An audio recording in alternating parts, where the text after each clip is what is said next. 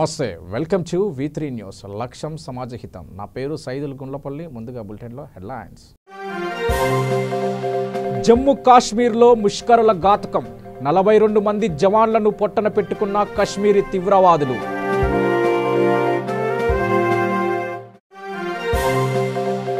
ప్రజల సమస్యలకే జీవితాన్ని అంకితం చేసిన విప్లవ నేత ధర్మభిక్షం నేడు 97వ జయంతి జరుపుకున్న కమ్యూనిస్టు నాయకులు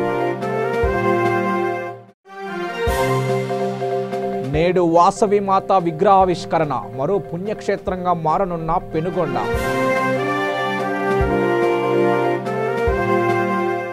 జమ్మూ కాశ్మీర్లో కాశ్మీరీ ఉగ్రవాదులు బరితెగించి సైనికులపై దాడి చేశారు. ఇందులో సుమారు 42 మంది సైనికులు మరణించారు.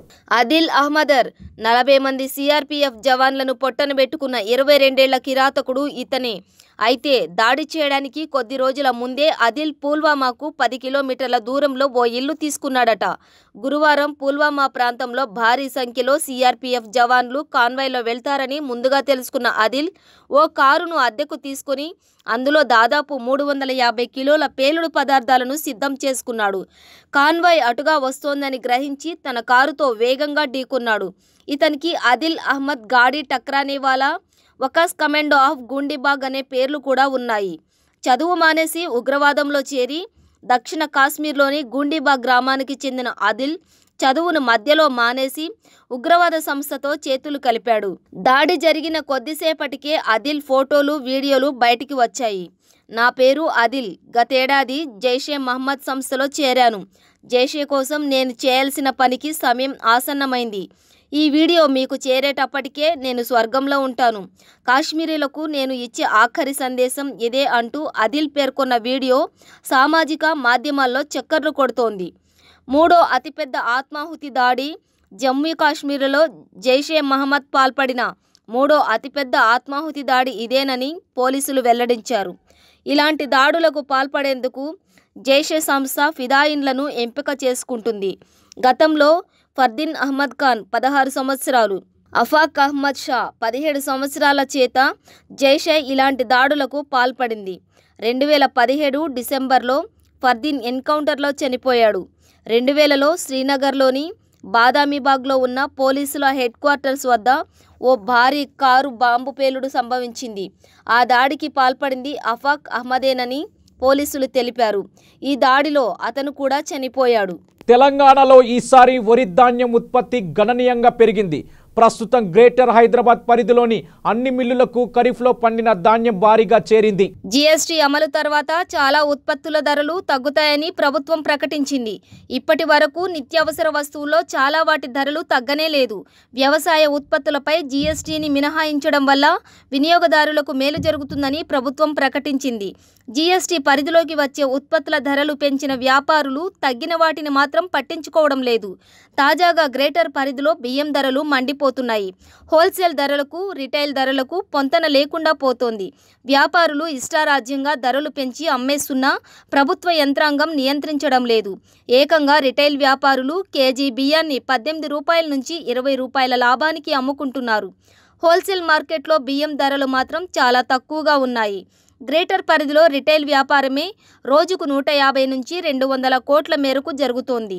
ఇందులో వ్యాపారుల లాభం 15 కోట్ల నుంచి 20 కోట్ల మేరకు ఉంటోంది. బియ్యం వ్యాపారం నిర్వహించే వారిలో అధిక శాతం ఏ విధమైన లైసెన్సులు కూడా పొందడం లేదు. ప్రతి గల్లీలోనూ ఏ కిరాణా షాప్కు వెళ్ళినా బియ్యం అందుబాటులో ఉంటుంది. ఇలా ప్రతిరోజు కోట్ల రూపాయల వ్యాపారం జరుగుతున్న బియ్యానికి ప్రభుత్వం కూడా ఏ విధమైన పన్ను వసూలు చేయడం లేదు. వినియోగదారుల ప్రయోజనాన్ని దృష్టిలో పెట్టుకునే ప్రభుత్వం మినహాయింపు ఇచ్చింది. ఆ ఫలాలు మాత్రం సాధారణ ప్రజలకు అందడం లేదు. రోజుకు 30,000 క్వింటాల వ్యాపారం బియ్యం కొరత సమయంలో ధరలు ఎలా ఉండేవో వాటినే ఇప్పటికీ కొనసాగిస్తున్నారు. సాధారణంగా బియ్యం ధరలు కిలోపై గరిష్టంగా 5 రూపాయల కంటే ఎక్కువ అమ్మేవారు కాదు. ఖరీఫ్లో అత్యధికంగా వరి ఉత్పత్తి పెరగడంతో తెలంగాణలో బియ్యం ధరలు బాగా పడిపోయాయి. తగ్గిన ధరలు వినియోగదారులకు చేరకుండా కొందరు రిటైల్ వ్యాపారులు దోచేస్తున్నారు. జీఎస్టీకి ముందు మిల్లర్లు, హోల్సేల్, రిటైల్ వ్యాపారుల నుంచి ప్రభుత్వం 5% వ్యాట్ను వసూలు చేసేది. పన్ను చెల్లిస్తున్నారు కాబట్టి ప్రభుత్వం కూడా బియ్యం ధరల విషయంలో పెద్దగా పట్టించుకోలేదు. జీఎస్టీ అమలులోకి వచ్చాక వ్యవసాయ ఉత్పత్తులను పన్ను పరిధిలోంచి తొలగించారు. దీంతో బియ్యం వ్యాపారం అంతా ఫ్రీ మార్కెట్ అయింది. చాలామంది హోల్సేల్, రిటైల్ వ్యాపారులు ఇతర రాష్ట్రాలకు ఉచితంగానే బియ్యాన్ని ఎగుమతి చేస్తున్నారు. రిటైల్ మార్కెట్లో అమ్ముకునేవారు మాత్రం ఇష్టారాజ్యంగా ధరలు పెంచి అమ్ముతున్నారు. గ్రేటర్ హైదరాబాద్ పరిధిలో రోజుకు 28,000 నుంచి 30,000 క్వింటాళ్ల బియ్యం వినియోగం అవుతోంది. రోజుకు 150 నుంచి 200 కోట్ల వ్యాపారం జరుగుతోంది. అయినా మిల్లర్లు, బియ్యం అమ్మకందారుల నుంచి పైసా ఆదాయం రావడం లేదు. వినియోగదారులకైనా తక్కువ ధరలకు బియ్యం అందుబాటులో ఉందా అంటే అదీ లేదు. లాభాలన్నీ మిల్లర్లు, రిటైల్ వ్యాపారుల జేబుల్లోకే వెళ్తున్నాయి. జీఎస్టీ మినహాయింపు ఫలాలు సామాన్య ప్రజలకు అందేలా ఇప్పటికైనా ప్రభుత్వం చర్యలు తీసుకోవాలన్న డిమాండ్ పెరుగుతోంది. తన యావత్ జీవితాన్నే ప్రజాసేవకు, ప్రజా ఉద్యమాలకే అంకితం చేసిన చరితార్థుడు బొమ్మగాని ధర్మభిక్షం. తన యావత్ జీవితాన్ని ప్రజాసేవకు, ప్రజా ఉద్యమాలకే అంకితం చేసిన చరితార్థుడు ధర్మభిక్షం. స్వతంత్రోద్యమంలోనూ దొరల దోపిడీ నుంచి, నిజాము నిర్బంధం నుంచి, వెట్టి చాకిరి నుంచి ప్రజలకు విముక్తి కల్పించిన తెలంగాణ సాయుధ పోరాటంలోనూ పాల్గొన్న విప్లవజీవి ఆయన. ఉద్యమాల గడ్డైన సూర్యాపేటలో విద్యార్థుల హాస్టల్ను స్థాపించి దాన్ని ఉద్యమ కేంద్రంగా, ఉద్యమకారులకు శిక్షణాలయంగా నిర్వహించిన సాహసి ఆయన. కష్టాల్లో ఉన్నవారికి అవసరమైన సహకారం అందించే విలక్షణమైన వ్యక్తిత్వం ఆయనది. కాబట్టే గీత వృత్తిని, గీత కార్మికులను కష్టాల కడలి నుండి గట్టెక్కించడానికి తెలంగాణ సాయుధ పోరాట కాలంలో దున్నేవాడిదే భూమి నినాదంతో పాటుగా గీసేవానిదే చెట్టు అనే నినాదం ఇచ్చి పోరాటం చేశారు. గీత కార్మికులకు కొత్త జీవితాన్ని, కొత్త దారిని చూపించి లక్షలాది కల్లుగీత వృత్తిదారుల కుటుంబాల్లో ప్రగతి పూలని పూయించాలని గీత పనివారల సంఘాన్ని నిర్మించాడు. కార్మికుల హక్కులు, సంక్షేమం గురించి మడమ తిప్పని ఉద్యమాలను నిర్వహించాడు. సహకార సంఘాలను స్థాపించాడు. హరోజు విధానానికి గోరీ కట్టాడు. చెట్టుపై నుండి పడి మరణించిన వారికి ఎక్స్గ్రేషియా విధానాన్ని సాధించాడు. చెట్ల పెంపకానికి ప్రతి సొసైటీకి 10 ఎకరాల భూమిని కేటాయించే జీవోను సాధించగలిగాడు. కల్లు గీత కార్మికుల మీద ఆబ్కారీల, భూస్వాముల దాడులను అరికట్టించగలిగాడు. మొత్తంగా ధర్మభిక్షం గారు చేసిన వృత్తిపరమైన, రాజకీయపరమైన పోరాటాల ఫలితంగా నేడు గీత వృత్తి కుటుంబాల్లో కొత్త వెలుగులు నిండాయి. గౌడులకు సామాజికంగా, ఆర్థికంగా, రాజకీయంగా అన్ని స్థాయిల్లో గుర్తింపు, గౌరవం వచ్చింది. ధర్మభిక్షం గారి శాస్త్రీయమైన ఆలోచన విధానాలు గీత వృత్తిలో హర్రాజు విధానానికి గోరీ కట్టించి సహకార సంఘాల స్థాపన ఉద్యమాన్ని మరింత బలపడేటట్లు చేశాయి. వేలాది కల్లు సొసైటీలు ఏర్పడ్డాయి.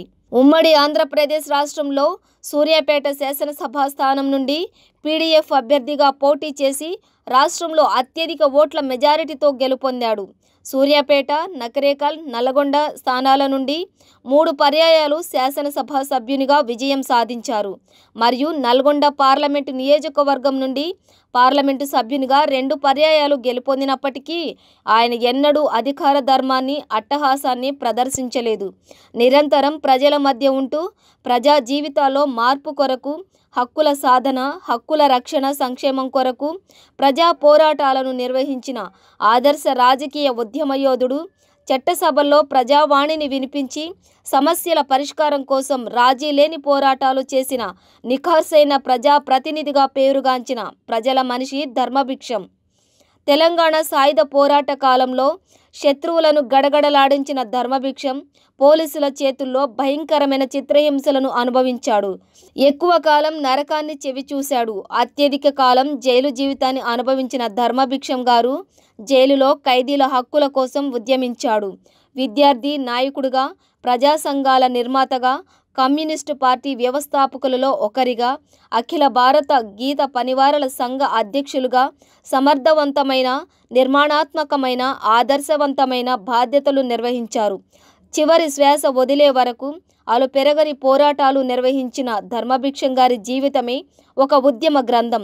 ఆయన జీవితంలోని ప్రతి క్షణం, ప్రతి అడుగు, ప్రతి మాట ప్రజల పక్షాన ఉద్యమ నినాదమై మారుమ్రోగింది.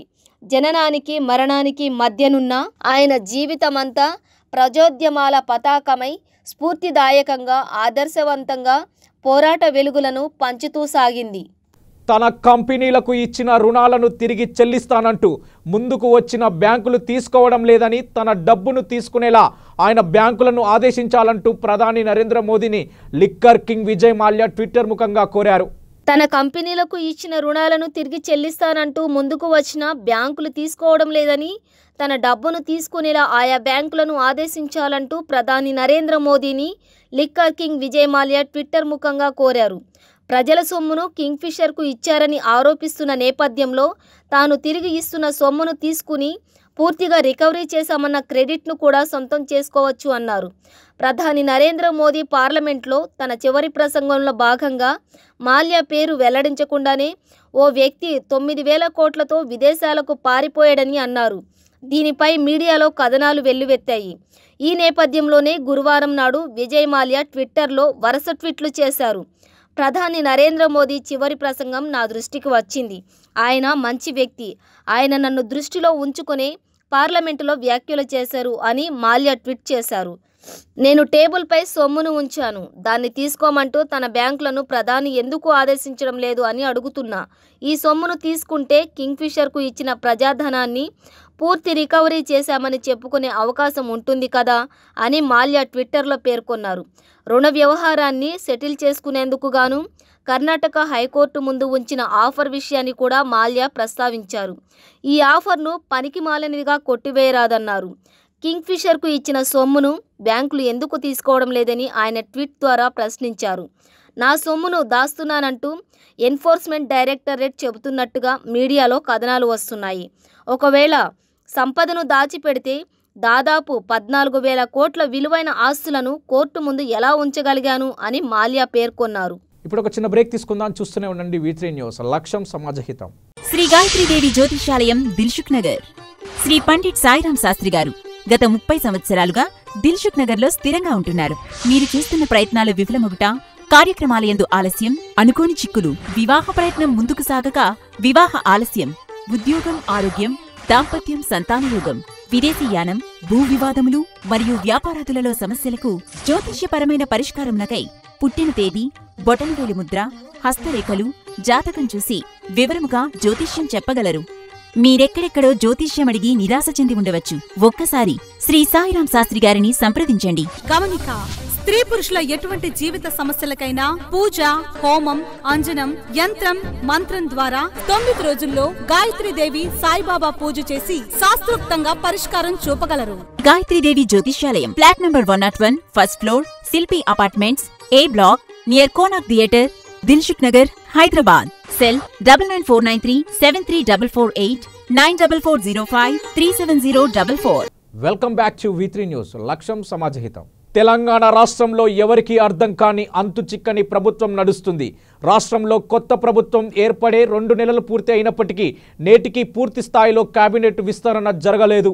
తెలంగాణ రాష్ట్ర ముఖ్యమంత్రి కె చంద్రశేఖరరావు పాలనా వ్యవహారం రాజకీయ విశ్లేషకులకు అంతు చిక్కని విధంగా సాగుతుంది. రాష్ట్రంలో రెండోసారి అధికారంలోకి వచ్చిన టీఆర్ఎస్ ప్రభుత్వం 2 నెలలు గడుస్తున్నా కూడా పూర్తి స్థాయి మంత్రివర్గ విస్తరణ చేయకుండా కేవలం ముఖ్యమంత్రి మరియు హోంశాఖ మంత్రి మాత్రమే ప్రమాణ స్వీకారం చేశారు. ఒక్క హోంశాఖ తప్పితే మిగతా శాఖలన్నీ ముఖ్యమంత్రి వద్దనే ఉన్నాయి. 2 నెలల నుంచి ఇటు మంత్రి పదవులు ఆశిస్తున్న వారు, అటు రాజకీయ విశ్లేషకులు ఇదిగో అదిగో అంటూ తమకు తోచిన తేదీలు ఖరారు చేస్తూ మంత్రివర్గ విస్తరణ ఉంటుందని అంచనాలు వేస్తున్నారు. కానీ ఎవరి అంచనాలకు అందకుండా సీఎం కేసీఆర్ పాలనా వ్యవహారాలు సాగిస్తున్నారు. కాగా మార్చి నెలాఖరిలోగా కొత్త బడ్జెట్ ను ఆమోదించుకోవాలి. ఇందుకు అనుగుణంగా ఫిబ్రవరిలోనే బడ్జెట్ సమావేశాలు నిర్వహించాలి. ఈ సమావేశాలు ఎప్పుడెప్పుడా అన్న చర్చ జరుగుతూ వచ్చింది. ఈ సమావేశాల ముందు మంత్రివర్గ విస్తరణ ఉంటుందని అందరూ భావించారు. చివరకు బడ్జెట్ సమావేశాల తేదీ కూడా ఖరారు కావడంతో అందరి అంచనాలు తారుమారయ్యాయి. ఈ నెల 22 నుంచి 25వ తేదీ వరకు జరగనున్న బడ్జెట్ సమావేశంలో బడ్జెట్ సమర్పించేది ఎవరు అనేది ఇప్పుడు అందర్నీ ఆలోచింపజేస్తున్న విషయం. ఫిబ్రవరి 18, 19, 21వ తేదీల్లో మంచి రోజులు ఉన్నందున ఇక అందరి దృష్టి వాటిపైనే ఉంది. ఈ 3 రోజుల్లో మంత్రివర్గ విస్తరణ చేయకుంటే మాత్రం ముఖ్యమంత్రి కేసీఆర్ బడ్జెట్ ప్రవేశపెట్టనున్నట్లు తెలుస్తుంది. గురువారం రాత్రి ప్రగతి భవన్లో సీఎం కేసీఆర్ ఉన్నతాధికారులతో సమీక్షా సమావేశం నిర్వహించారు. ఈ సమావేశంలో ప్రభుత్వ ప్రధాన కార్యదర్శి ఎస్కే జోషి, ఆర్థిక సలహాదారు జిఆర్ రెడ్డి, ముఖ్యమంత్రి కార్యాలయ అధికారులు, ఆర్థిక శాఖ ముఖ్య కార్యదర్శి కె రామకృష్ణారావు తదితరులు పాల్గొన్నారు. ఏదేమైనప్పటికీ శాసనసభ సమావేశాల కంటే ముందు మంత్రివర్గ విస్తరణ చేయకుంటే మాత్రం ముఖ్యమంత్రి కేసీఆరే బడ్జెట్ ప్రవేశపెట్టనున్నారు. రానున్న సార్వత్రిక ఎన్నికల్లో కాంగ్రెస్ తరపున పోటీ చేసేందుకు నేతలు పెద్ద సంఖ్యలో ఉత్సాహం చూపుతున్నారు. ఒక్క నియోజకవర్గం నుంచి 20 మందికి పైగా నేతలు కాంగ్రెస్ టికెట్ కోసం దరఖాస్తు చేసుకుంటున్నారు. కాంగ్రెస్ నేతలు కాంగ్రెస్ టికెట్ కోసం దరఖాస్తు చేసుకున్నారు. దరఖాస్తుకు టీపీసీ విధించిన గడువు గురువారంతో ముగిసింది. తెలంగాణ రాష్ట్రంలో ఉన్న 17 లోక్సభ స్థానాలకు గాను 320 మంది ఆశావాహులు దరఖాస్తు చేసుకున్నారు. వీటిలో 100కు పైగా దరఖాస్తులు 4 రిజర్వ్డ్ స్థానాలకి రావడం విశేషం. కమ్యూనిస్టు కురవృద్ధుడు మాజీ ఎంపీ బొమ్మగాని ధర్మభిక్షం గౌడ్ 97వ జయంతిని సిపిఐ భవన్లో నిర్వహించారు. ధర్మభిక్షం జీవితం సమాజానికి అంకితం చేశాడని, ఆయన జీవితమంతా ప్రజా సమస్యల సాధనకై పోరాటం చేశాడని ఆయన సేవలు కొనియాడారు. ధర్మభిక్షం జీవితం సమాజానికి అంకితం చేశాడని, ఆయన జీవితమంతా ప్రజా సమస్యల సాధనకై పోరాటం చేశాడని ఆయన సేవలు కొనియాడారు. ఈ కార్యక్రమానికి ముఖ్య అతిథిగా Chada Venkatareddy, editor Srinivasareddy, Bommagani Prabhakar, retired judge Kantaiah, మహిళా సంఘం కస్య పద్మ, సిపిఐ పార్టీ రాష్ట్ర కార్యవర్గ సభ్యుడు బాల మల్లేష్ మొదలగు వారు పాల్గొన్నారు.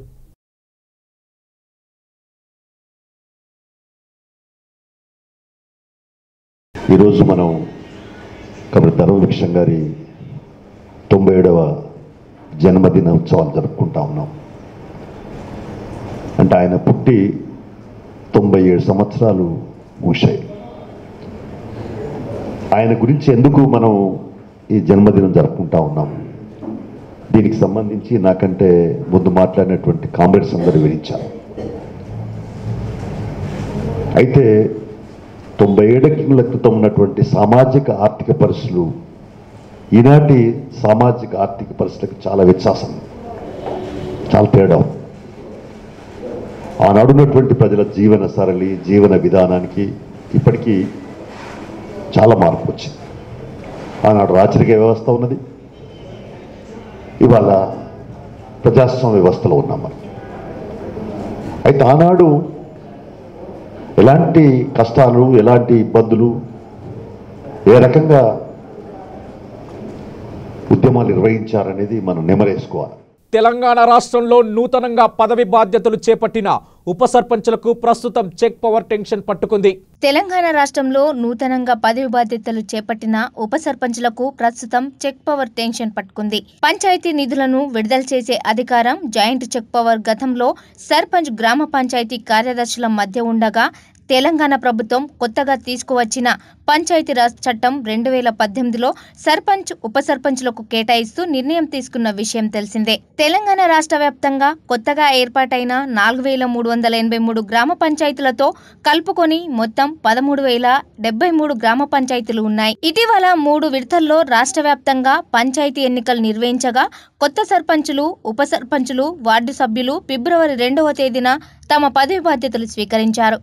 అయితే గ్రామ పంచాయతీల్లో కొత్త పాలక వర్గాలు కొలువుదీరి పక్షం రోజులు కావస్తున్నా నేటి తెలంగాణ సర్కార్ జాయింట్ చెక్ పవర్పై స్పష్టమైన ఆదేశాలు ఇవ్వకపోవడంతో రాష్ట్ర వ్యాప్తంగా ఉన్న ఉప సర్పంచులు అయోమయంలో పడ్డారు. కొత్త చట్టం ప్రకారం సర్పంచ్తో సమానంగా తమకు చెక్ పవర్ వస్తుందనే ఆశతో కొన్ని జీపీఓల ఉప సర్పంచ్ పదవిని 2 లక్షల రూపాయల నుంచి 10 లక్షల రూపాయల వరకు ఖర్చు పెట్టి కైవసం చేసుకున్న వ్యక్తుల్లో తీవ్ర ఆందోళన నెలకొన్నట్లు తెలిసింది. పెనుగొండ ఈ పేరు నేటి నుంచి పుణ్యక్షేత్రాల జాబితాలో చేరి మారుమ్రోగనుంది. సుమారు 92 అడుగుల ఎత్తున్న వాసవి మాత విగ్రహాన్ని నేడు ప్రతిష్ఠించడంతో పెనుగొండ గొప్ప పుణ్యక్షేత్రంగా అవతరించనుంది. పవిత్ర వశిష్ఠ గోదావరి నదీ తీరానికి 8 కిలోమీటర్ల దూరంలోని పెనుగొండ క్షేత్రం అత్యంత మహిమాన్వితంగా పేరుగాంచింది. ఏ వీధిలో చూసినా ఒక్కో దేవాలయం ఉండడం పెనుగొండ ప్రత్యేకత. 10 కాలాల పాటు ప్రజలంతా పచ్చగా ఉండాలని దీవిస్తున్నట్టుగా తలలు ఊపుతూ కనిపించే పచ్చని కొబ్బరి చెట్లు, పక్కనే పుణ్య గోదావరి జలాలను తీసుకువెళ్లే పంట కాలువ, ఎటు చూసినా నేల తల్లికి నేత చీర కట్టినట్లుండే పచ్చని వరిచేలు, ఆహ్లాదకరమైన వాతావరణంతో అలరారే ఆ పట్టణంలో ఆర్యవైశ్యుల ఆరాధ్య దైవం శ్రీ వాసవి కన్యకా పరమేశ్వరి కొలువై ఉంది. ముస్లింలు మక్కాను, క్రైస్తవులు జెరూసలేంను, హిందువులు కాశీని జన్మలో ఒక్కసారైనా దర్శించాలని కోరుకుంటారు. అలాగే ఆర్యవైశ్యులు పెనుగొండ వాసవి అమ్మవారిని జీవితంలో ఒక్కసారైనా కనులారా దర్శించుకోవాలని భావిస్తారు. వర్తక వ్యాపార కేంద్రంగా పేరు పొందిన పెనుగొండలో కుసుమశ్రేష్ఠి, కుసుమాంబ అనే దంపతులు ఉండేవారు. వారికి సంతానం లేకపోవడంతో కులగురువు భాస్కరాచార్యుల సూచన మేరకు పుత్ర కామేష్టి యాగం చేశారు. ఆదిశక్తి వరప్రభావంతో యాజ్ఞఫలంగా వారికి విరూపాక్షుడు, వాసవి అనే పిల్లలు జన్మించారు. వారిద్దరూ విద్యాబుద్ధులతో దినదిన ప్రవర్ధమానులయ్యారు. ఈ ప్రాంతాన్ని రాజమహేంద్రవరం రాజధానిగా విష్ణువర్ధన మహారాజు పరిపాలించేవాడు. ఒకసారి పెనుగొండ వచ్చిన మహారాజుకు కుసుమశ్రేష్ఠి తదితర వైశ్యులు స్వాగతం పలికి సత్కారాలు చేశారు.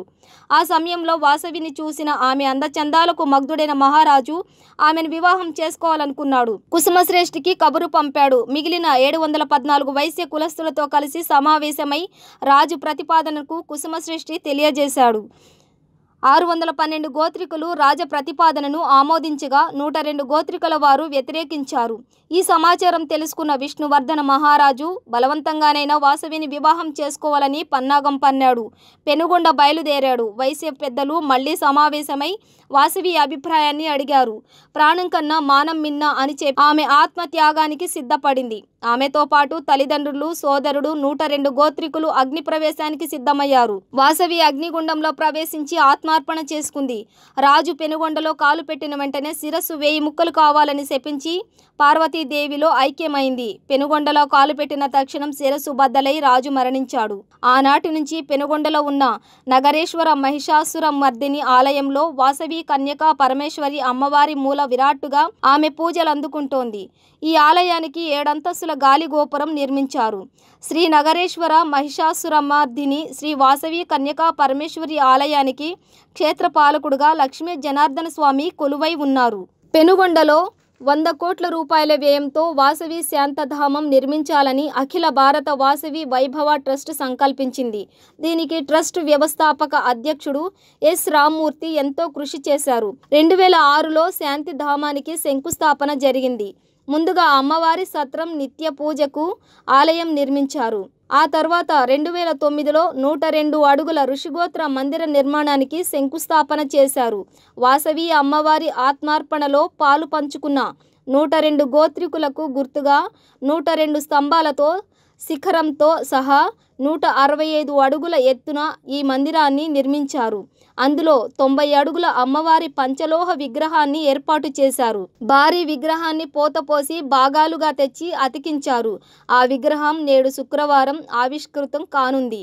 ప్రపంచంలో ఎక్కడా 90 అడుగుల ఎత్తైన పంచలోహ విగ్రహం లేదని, ఈ శాంతిధామంతో పెనుగొండ ప్రముఖ పర్యాటక ఆధ్యాత్మిక కేంద్రంగా ప్రసిద్ధి చెందుతుందని అఖిల భారత Penugonda Sri Vasavi trust chairman doctor PN Govindarajulu పేర్కొన్నారు. జమ్మూ కాశ్మీర్లో గురువారం జరిగిన ఘోర ఉగ్రదాడికి నిరసనగా హైదరాబాద్ ఎల్బీ నగర్ ఎమ్మెల్యే దేవిరెడ్డి సుధీర్ రెడ్డి చైతన్యపురి శివాజీ విగ్రహం వద్ద అమరులైన వీర జవాన్లకు నివాళులు అర్పించారు. చైతన్యపురి శివాజీ విగ్రహం వద్ద ఆయన అమరవీరులకు నివాళులు అర్పించారు. సందర్భంగా ఆయన మాట్లాడుతూ ఈ ఘటన ఎంతో విచారకరమైందని, ఇంతటి ఘాతకానికి పాల్పడిన ఉగ్రముఖులు భారతదేశం నుంచి తప్పించుకోలేరన్నారు. గతంలో అనేక సార్లు భారత సైన్యం మీద ఆముదాడం జరిగి అనేక మంది భారత సైనికులను పొట్టబెట్టుకున్నారు. ఈరోజు కూడా అదేవిధంగా జరిగింది.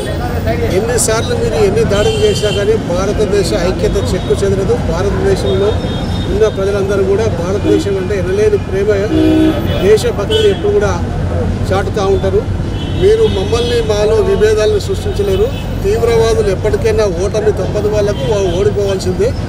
ఈ ప్రజాస్వామ్య దేశంలో ప్రజలందరూ కూడా ఎన్నో మతాల వారు, అన్ని కులాల వారు, అన్ని మతాల వారు అందరూ కూడా ఐక్యమత్యంగా ఈ దేశ సైనికుల యొక్క కుటుంబ సభ్యులకు సంతాపాన్ని, సానుభూతిని తెలియజేస్తూ భగవంతుడు వాళ్ళ కుటుంబాలకు ధైర్యాన్ని ఇవ్వాలని చెప్పేసి సందర్భంగా మనం చేస్తాం. కని పెంచిన పిల్లలు వృద్ధాప్యంలో ఆసరగా ఉంటారని తాము తినకుండా బిడ్డల కోసం దాచిపెట్టి పెంచి పెద్ద చేసిన పిల్లలు రెక్కలు వచ్చిన పక్షిలాగా ఎగిరిపోతూ ఉన్నారు. వయసు ఎక్కువయ్యి శరీరం బరువై కన్నవారికి భారమైన ఎందరో అభాగ్యులుగా, అందరూ ఉన్న అనాథలుగా దిక్కుతోచని స్థితిలో ఒక పూట తిండి దొరికితే చాలనే వారికి నేనున్నానని ముందుకు వచ్చి అందరినీ తన తల్లిదండ్రులుగా భావించి కడుపు నిండా భోజనం పెట్టి కంటి నిండా నిద్రపోయే విధంగా సొల్లేటి భాగ్యలక్ష్మి శంకరాచారి తమ మానవత్వాన్ని చాటుకుంటున్నారు. కోట్ల రూపాయలు సంపాదిస్తూ కూడా ఇంకా సంపాదనే ధ్యేయంగా క్షణ తీరిక లేకుండా కాలం గడుపుతున్న ప్రస్తుత జీవన విధానంలో ఎంతోమంది వృద్ధులకు చేయూత ఇస్తున్న ఈ ఆదర్శ దంపతులను అందరూ అభినందిస్తున్నారు. నల్గొండ జిల్లా చింతపల్లి మండల కేంద్రంలో ఏర్పాటు చేసిన ఈ వృద్ధాశ్రమంలో ఇప్పటికే సుమారు 50 మంది వరకు ఇక్కడ జీవనం సాగిస్తూ ఉన్నారు. వీరికి హైదరాబాద్ కామినేని హాస్పిటల్ వారిచే వైద్య సేవలు అందించారు. ఈ కార్యక్రమానికి ముఖ్య అతిథిగా చింతపల్లి సర్పంచ్ ముచ్చర్ల యాదగిరి హాజరై రిబ్బన్ కటింగ్ చేసి ప్రారంభించారు. చింతపల్లి వృద్ధాశ్రమంలో నిర్వహించిన ఉచిత వైద్య శిబిరానికి చింతపల్లి మండలంలోని అన్ని గ్రామాల ప్రజలు ఈ అవకాశాన్ని స్వవినియోగం చేసుకున్నారు. ఈ క్యాంపులో ముఖ్యంగా కంటి పరీక్షలు, మహిళలకు సంబంధించిన వ్యాధులు, జనరల్ వ్యాధుల బారిన పడిన వారికి బీపీ, షుగర్ చెక్ చేసి ఉచిత మెడిసిన్లు అందజేశారు. రోగాల బారిన పడకుండా ఎలాంటి జాగ్రత్తలు తీసుకోవాలో డాక్టర్లు వీరికి వివరించారు. ఎవరికైనా ఇక్కడ నయం కాని వ్యాధులు ఉంటాయో వారికి హైదరాబాద్ ఎల్బీ నగర్లో ఉన్న కామినేని హాస్పిటల్లో సిటీ స్కాన్, ఫిజియోథెరపీ ఉచితంగా పరీక్షలు చేస్తామని వారు తెలిపారు. కామినేని హాస్పిటల్ నుంచి వచ్చిన డాక్టర్లు doctor Iqbal general specialist, doctor I Prasanna కంటి సమస్యల స్పెషలిస్ట్, ఈ క్యాంపు ఆర్గనైజర్ దేవేందర్ తదితరుల సహాయంతో ఉచిత క్యాంపు నిర్వహించామని, ప్రజలకు ఎల్లవేళలా ఆరోగ్యపరంగా ఏ అవసరం ఉన్నా ఈ వృద్ధాశ్రమాన్ని సంప్రదించాల్సిందిగా అధ్యక్షులు సొల్లేటి భాగ్యలక్ష్మి శంకరాచారి గారు తెలియజేశారు. దాతలు సహకరిస్తే అనాథ వృద్ధులకు మరిన్ని సౌకర్యాలతో సేవ చేయనున్నట్లు, ఈ ప్రయత్నం మరింత ముందుకు తీసుకుపోవాలనే ఉద్దేశంతో ఉన్నట్లు కూడా వారు తెలిపారు. మాది ఆదర్శ వృద్ధాశ్రమం అండి. నేను గత 6 సంవత్సరాల నుండి అనాథ వృద్ధులకు అన్నదాన కార్యక్రమం మరియు హెల్త్ క్యాంపు జరిపించుతున్నాను. అదేవిధంగా ఇప్పటివరకు ఒక 100 మందికి కంటి ఆపరేషన్లు ఉచితంగా చేయించడం జరిగింది. మరి ప్రతి 2 నెలలకు ఒకసారి క్యాంపులు పెట్టి అన్ని రకాల జబ్బులకు మందులు ఇప్పించడం జరుగుతుంది. ఏది ఇబ్బందుల్లో ఉండే నిరుపేద వృద్ధులకు మరియు ఆసరా లేని వాళ్ళకి మేము సేవ చేస్తున్నాము. అదేవిధంగా ఇక్కడ ఆశ్రమం చేయడంలో నాకు చాలా ఆనందంగా ఉంది. మరి ఇలాంటి సేవ చేయడానికి కొందరు నా మిత్రులు కానీ నా బంధుమిత్రులందరూ కొందరు సహకరించారు. అదేవిధంగా సహాయ సహకారాలు అందించాలని మరి మీ యొక్క సహాయ సహకారాలతో నేను ఇంకా ఆశ్రమం ఒక 50 మందికి వాళ్ళు ఉచితంగా కంటి ఆపరేషన్ ఇంకా వ్యాధులకి మందులు ఇవ్వడం చాలా సంతోషకరంగా ఉంది. మేము దీంట్లో పాల్గొనడం మాకు చాలా మంచి సంతృప్తి. అన్నం కూర పెడుతుంది, నిమ్మలంగానే తింటున్నాం, కూర్చుంటాం, చావు వస్తారు, దొరుకుతారు. మీ సార్ ఎట్లా చూసుకుంటారు మిమ్మల్ని? మంచిగానే చూసుకుంటున్నాం. ఎన్ని రోజులు అవుతుంది నువ్వు వచ్చి? ఇప్పుడు ఎన్నే ఉంటున్నాం, అది ఊరే, ఇది ఊళ్ళో నుంచి వస్తాం. ఇవి బులెటిన్లో విశేషాలు. బులెటిన్ ముగించే ముందు హెడ్లైన్స్ మరోసారి.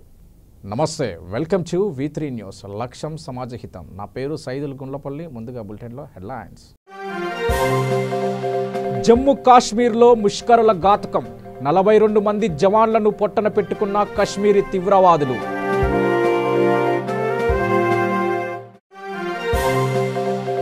ప్రజల సమస్యలకే జీవితాన్ని అంకితం చేసిన విప్లవ నేత ధర్మభిక్షం.